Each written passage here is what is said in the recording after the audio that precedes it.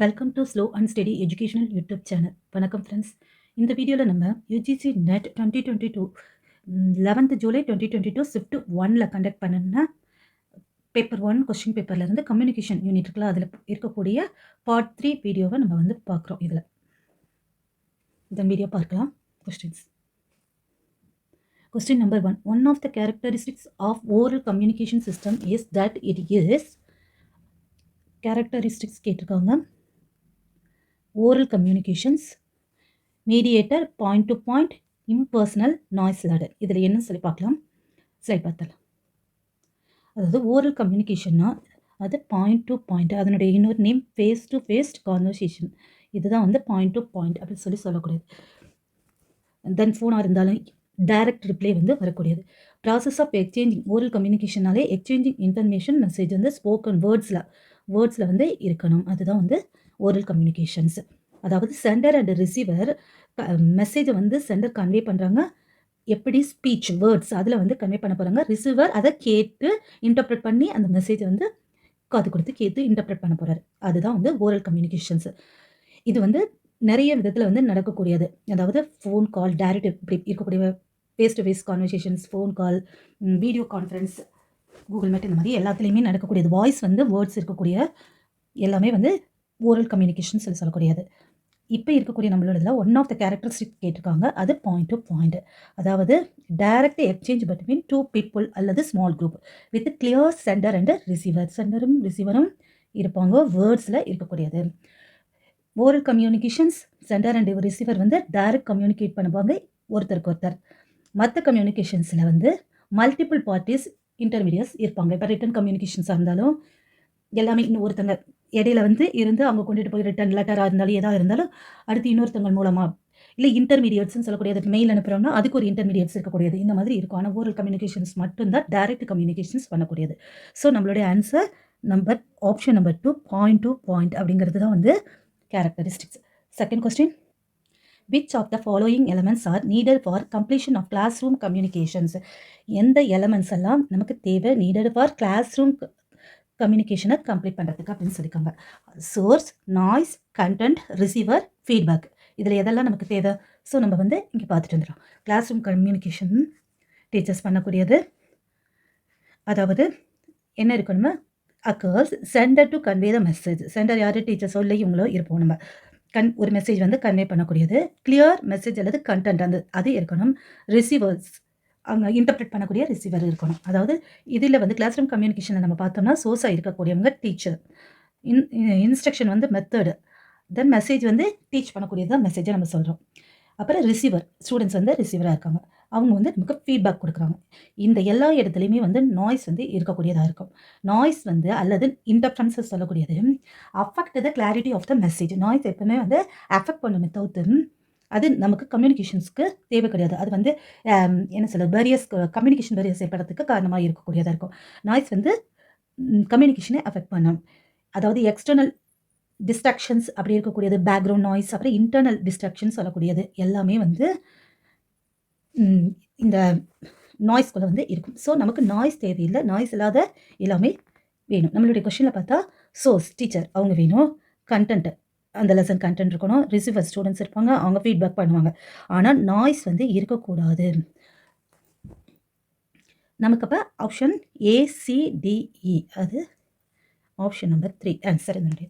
Then question, third question, இது statement question. Statement 1 வந்து மோர் communication means better communication.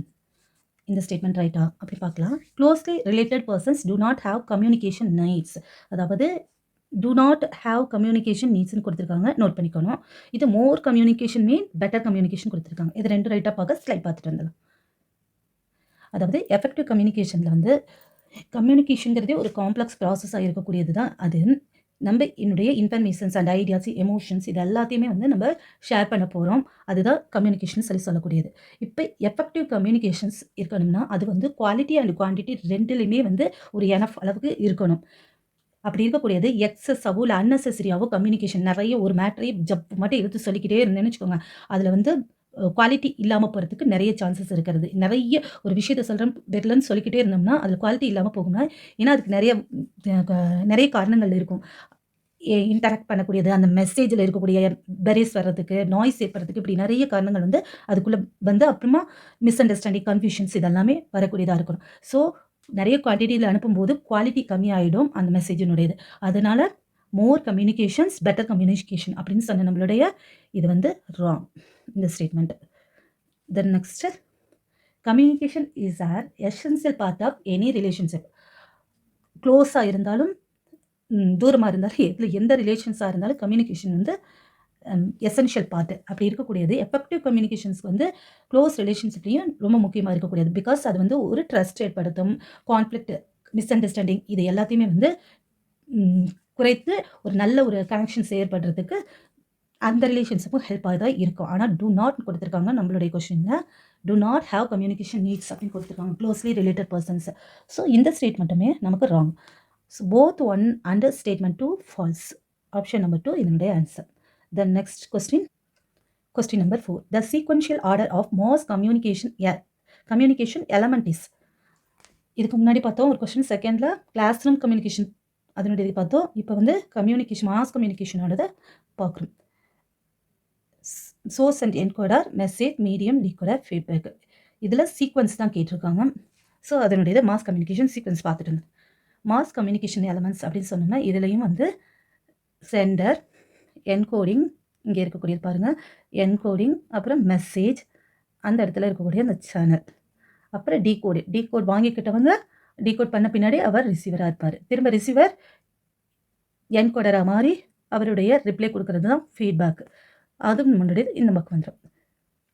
இதுக்கு எல்லா சுச்சுவேஷன்லையுமே நாய்ஸ் வந்து ஏற்படுங்க. இதுதான் வந்து மொத்தமாக இருக்கக்கூடிய கம்யூனிகேஷன்ஸ் எலமெண்ட். அதாவது content, centre, encoding, message, channel, decoding, receiver, feedback, noise. இது ஒரு லைனாக அப்படியே நம்ம பார்த்து வச்சுட்டோம்னா கரெக்டாக இருக்கும். இந்த கண்டெஸ்ட் தான் முதல்ல நமக்கு தேவை. அதுதான் வந்து சென்டர் அனுப்பக்கூடாது, ஐடியா அல்லது கண்டெஸ்ட் சொல்லக்கூடியது. ஸோ நம்மளுடைய கொஸ்டினில் இருந்ததுல வந்து source and encoder refer to the person, அவர் நமக்கு தேவை. எதுக்கு? மெசேஜை வந்து சென்ட் பண்ணுறதுக்கு.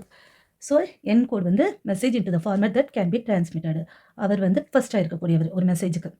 மெசேஜ்னு சொல்லக்கூடியது அது ஒரு content. So wishes to communication to receiver, அது வந்து செகண்டாக இருக்கக்கூடியது. சோர்ஸ் ஃபஸ்ட்டு இருக்கும், அது அவர் தான் சென்டர் தான் அனுப்புகிறாரு, சோர்ஸ் அண்ட் என்கோடர், அதுக்கப்புறம் மெசேஜ் வரக்கூடியது. அந்த சேனல் சொல்லக்கூடியது தான் மீடியம். அதாவது இன்டர்நெட், டெலிவிஷன்ஸ் இந்த மாதிரியெல்லாம் இருக்கக்கூடியது மாஸ் கம்யூனிகேஷன். பிரிண்ட் மீடியா இதெல்லாம் வந்து மாஸ் கம்யூனிகேஷனுடைய மீடியமாக இருக்கக்கூடியது, சேனலாக இருக்கக்கூடியது. அதுக்கப்புறம் அந்த இதை மெசேஜை வாங்கிக்கிட்டு அதை டீகோட் பண்ணுறாங்க யார்? Receiver. So decoder is a person, audience receiving the message. Receiver தான் வந்து அந்த மெசேஜை வாங்கிக்கிறாரு. தென் அந்த மெசேஜை என்கோடருக்கு வந்து ஃபார்மேட்டில் திருப்பி அனுப்ப போகிறாரு, இன்டர்பிரேட் பண்ணி திரும்பவும் வந்து ஃபீட்பேக் தர போகிறாங்க. ஸோ லாஸ்ட்டாக இருக்கக்கூடியது feedback, response of the receiver to the message. ரிசீவருடைய ரெஸ்பான்ஸ் தான் வந்து ஃபீட்பேக் இருக்கும். இது மேட்சஸில் கேட்டிருக்காங்க, அதனால் இது நல்லா பார்த்து வச்சுக்கலாம். Which complete the communication process. இது ஃபீட்பேக் தான் வந்து கம்ப்ளீட் பண்ணும். ஸோ மாஸ் கம்யூனிகேஷன் எலமெண்ட்ஸ் என்னெல்லாம் இருக்குதுன்னா சோர்ஸ் லைனாக வந்துருச்சு. Source and encoder first, message, medium, decode பண்ணுறது ரிசீவர், தென் லாஸ்ட்டாக ரிசீவர் வந்து ஃபீட்பேக் கொடுக்குறாரு. 1 2 3 4 ABCDE இங்கே இருக்கக்கூடிய option number 1. Then next question number 5. இது ஒரு மேட்ச் கொஸ்டின். சைன் கேட்டகரி கொடுத்துருக்காங்க, அதனுடைய எக்ஸாம்பிள் இருக்குது. Iconic, indexical, symbolic, profusion of sign. இந்த பக்கம் பார்த்தோம்னா language, photograph, smoke, letter of alphabets அப்படின்னு கொடுத்துருக்காங்க. ஸோ நம்ம இந்த சைன் கேட்டகரிலாம் என்னன்னு சொல்லி ஒரு டைப் பார்த்துட்டு வரலாம். சைன் கேட்டகரியில் வந்து ஐகானிக்னு பார்த்தீங்கன்னா physical resemblance to the signified. அதாவது இந்த மாதிரி இருக்கக்கூடியது, இது பிசிக்கலாக, இது லெஃப்ட்டில் போனால் போகிறது, இந்த இடத்துல கன் இருக்குன்னா கன்று, பறவைகள் இருக்குதுன்னா பறவைகளோட ஃபிசிக்கல் படம் போட்டுருக்கு பாருங்கள். இங்கே ஆட்கள் நிற்கணும்னா அந்த க்ரீன் சிக்னலில் நிற்கிறது, இந்த மாதிரி இருக்கக்கூடியதில் பிசிக்கலாக இருக்கக்கூடிய ரிசம்பிளன்ஸ் அந்த இடத்துல கொடுத்துட்றாங்க. லெஃப்ட்டில் போகணும், ரைட்டில் போகணும், பேர்ட், சரணாலயம் இதெல்லாம் கொடுத்துட்டாங்கன்னா அது வந்து ஐகான். நல்ல பிசிக்கல் ரிசம்பலன்ஸ் இருந்தால் அது ஐகானிக் சைன் வந்துட்டு physically resemblance it different. For example photograph, நம்ம ஃபோட்டோஸ் வந்து நம்மளுடைய ஃபிசிக்கலை வந்து ஃபோட்டோ காப்பி எடுக்குதா, ஸோ அது வந்து ஐகான். பார்த்தோம்னா icon, photograph. Option number 2 first இருக்கும். அப்போ இந்த இதெல்லாத்தையும் இதை நெக்லெக்ட் பண்ணிட்டோம்னா ஃபோர்த் ஒன்னையும் நெக்லெக்ட் பண்ணுறோம். இப்போ நம்ம கையில் 2 இருக்குது. ஃபர்ஸ்ட் ஆப்ஷன் ஒன்று இருக்கிறது, இங்கே தேர்ட் ஆப்ஷன் ஒன்று இருக்குது. அடுத்து பார்த்துட்டு இருந்தோம்னா நெக்ஸ்ட் வந்து இண்டெக்சியல். இண்டெக்சியல் எப்படின்னா டைரக்ட் லிங்க் இருக்கக்கூடியது, physically connected to the object. Fire இருக்குது, ட்ரெயின் போயிட்டுருக்குது, நிக்கணும், இதெல்லாம் வந்து டைரக்ட் லிங்க் அதுக்கு இருக்கக்கூடியது. ஸ்மோக் வந்து இண்டெக்ஸியல் சைன் சொல்கிறோம். ஏன்னா ஃபயர் வந்து பிகாஸ் த ப்ரெசன்ட் அதுக்குள்ளே இருக்கக்கூடியது. ஸ்மோக்குள்ளே ஃபயர் இருக்கக்கூடியது. சாரி, ஃபயருக்குள்ளே ஸ்மோக் இருக்கிறது. So presence of smoke indicate the presence of fire. அதனால அது இண்டெக்ஸியல் அப்படின்னு சொல்லி இண்டெக்ஸ். ஸோ நம்மளோட இதில் ஸ்மோக் வந்து தேர்டாக இருக்கக்கூடியது. ஸோ இங்கே பார்த்துட்டு பி ஆப்ஷன் இதில் தான் தேர்ட் வருது. ஃபர்ஸ்ட் ஆப்ஷனில் தேர்ட் வந்திருக்கிறது. அப்போ இந்தையும் நம்ம வந்து நெக்லெக்ட் பண்ணலாம். பேலன்ஸ் இருக்கிறதையும் நம்ம வந்து கரெக்ட் பார்த்துட்டு வந்துடலாம். இது வந்து semiotics is the study of sign. சைனை பற்றி படிக்கக்கூடியது தான் symbols and their meaning making process. அதுக்கு தான் சிம்பிளுக்கும் இதுக்கும் மீனிங் கொடுக்கக்கூடியது தான் சிமியோட்டிக்ஸ் அப்படின்னு சொல்லி சொல்கிறோம். It is field that explore how people communication through various signs and symbols. அதாவது language, gestures, image and objects இதெல்லாமே வந்து சிமேட்டிக்ஸ் அப்படின்னு சொல்லக்கூடியது. ஸோ நெக்ஸ்ட் பார்த்தோம்னா சிம்பாலிக் சைன் அப்படின்னு என்ன சொல்கிறோம்னா convention or through convention or agreement. அதாவது லெட்டர்ஸ் ஆஃப் ஆல்பபெட் வந்து சிம்பாலிக் சைனாக இருக்கக்கூடியது. இது வந்து sounds and concept through a system of agreed upon rules. சில ஏ இந்த மாதிரி இருக்கக்கூடிய ஆல்ஃபா அப்படின்னா அது இருக்கக்கூடியதை வந்து அக்ரி பண்ணி இதுதான் அதனுடைய சிம்பிள்னு சொல்லி நம்ம வைத்திருக்கோம். அதனால இது வந்து சிம்பாலிக் சைன்.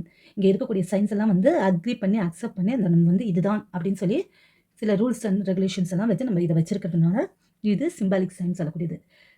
கொஸ்டின் மார்க்னா இந்த மாதிரி தான் இருக்கும். ஸ்டார் இதுதான், ப்ளஸ் இதுதான், இப்படிலாம் நம்ம சொல்கிறோம்ல அதுதான் லேர்ன்ட் ரிலேஷன். அதை நம்ம வந்து கற்றுக்க தான் முடியும் அதனுடைய relations. Profusions of signs sign refer to the idea that there are so many signs. நிறைய சைன்ஸ்க்கு பாருங்கள் அதில் இருக்கக்கூடிய என்வரான்மெண்ட் டிஃபிகல்ட் டு டிஸ்டிங்கைஸ். ஒன்றுக்கு ஒன்று வந்து அது டிஸ்டிங்கைஸ் வந்து பண்ணி நம்மளால் பார்க்க முடியாது. அதில் எக்ஸாம்பிள் என்ன சொல்கிறோம்னா லாங்குவேஜ் இங்கே வந்து சொல்கிறோம். நம்மளுடைய கொஷின்லேயும் லாங்குவேஜ் இருக்குது. ஏன்னா perfusion of the sign is sense that involve the complex system of symbols. அதாவது நிறைய லாங்குவேஜில் பார்த்தோம்னா கம்யூனிகேட் பண்ணக்கூடிய மீனிங்ஸ். லாங்குவேஜுங்கிறது வந்து ரிட்டன், ஸ்போக்கன் அது மட்டுமே இல்லாமல் நிறைய அதுக்குள்ளே இருக்கக்கூடிய லாங்குவேஜ்குள்ளே வந்து கிராமர் இப்படியெல்லாம் இருக்குதுல்ல. அதனால வந்து அது டிஸ்டிங்கைஸ் அதிலிருந்து ஒன்றிலேருந்து ஒன்று வந்து நம்மளால் டிஸ்டிங்கைஸ் பண்ணி பார்க்க முடியாது. Perfusion of the signs. அதனால வந்து லாங்குவேஜும் இந்த சைனுக்குள்ளே இருக்கக்கூடியது அப்படின்னு இருக்காங்க. ஸோ நம்மளுடைய கொஸ்டினில் சிம்பாலிக் லெட்டர் ஆஃப் ஆல்பபெட் இதுதான் சொல்லி லேர்ன் பண்ணிக்கக்கூடியது. ஸோ இது 4th ஒன். ஸோ இங்கே இருக்கிறது பெர்ஃபியூஷன் ஆஃப் சைன் லாங்குவேஜ். இது 1 2 3 4 1. ஆப்ஷன் நம்பர் 1 இஸ் இந்த கொஸ்டினுடைய ஆன்சர். இந்த வீடியோ உங்களுக்கு யூஸ்ஃபுல்லாக இருக்கும் நம்புகிறேன் ஃப்ரெண்ட்ஸ். தேங்க்யூ.